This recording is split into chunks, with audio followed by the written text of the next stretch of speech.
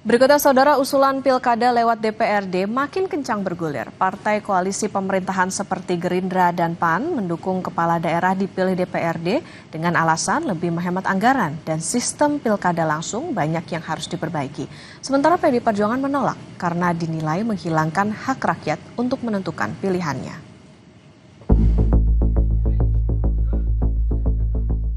Bisa jadi tak ada lagi TPS, kotak suara, dan bilik suara di lingkungan tempat tinggal warga saat pemilihan kepala daerah untuk periode selanjutnya. Ya, tak menutup kemungkinan pemilihan kepala daerah selanjutnya tak lagi melibatkan rakyat secara langsung.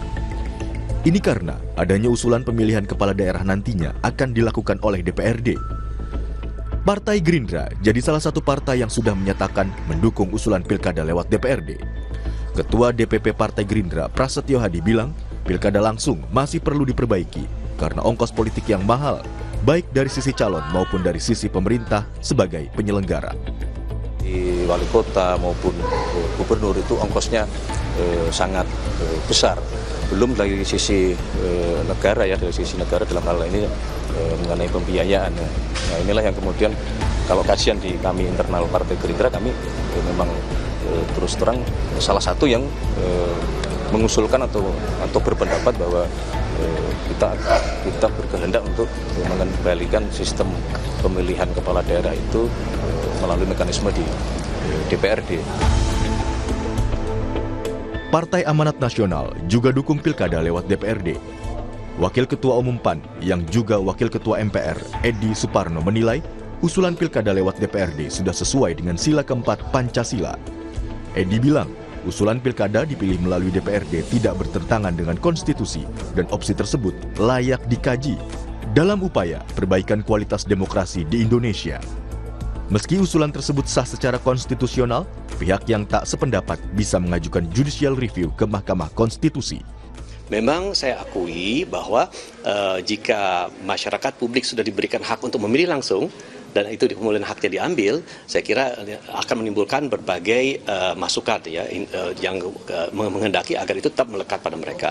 Tapi juga kalau kita lihat eksesnya, itu kita harus perhitungkan juga dampaknya itu ternyata membawa dampak negatif terhadap pendidikan politik bagi masyarakat, karena masyarakat hanya disuguhi amplop atau sembako untuk memilih siapapun yang akan menjadi calon kepala daerahnya.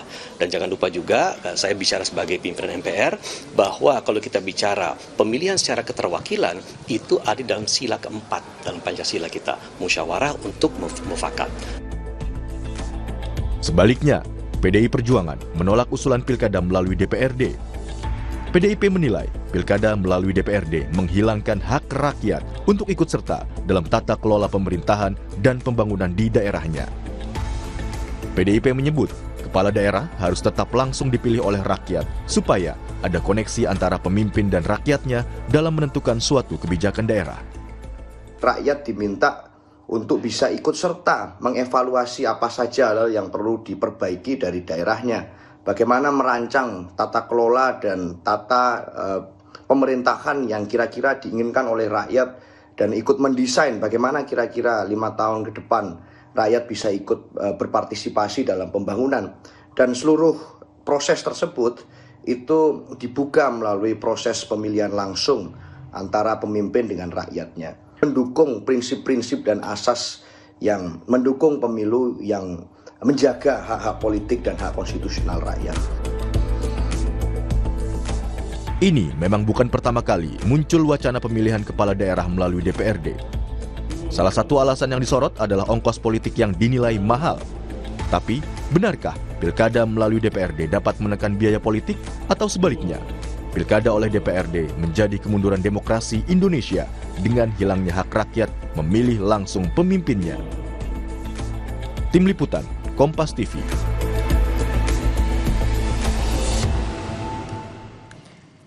Tetap bersama kami saudara, Sapa Indonesia Pagi akan kembali usai jeda.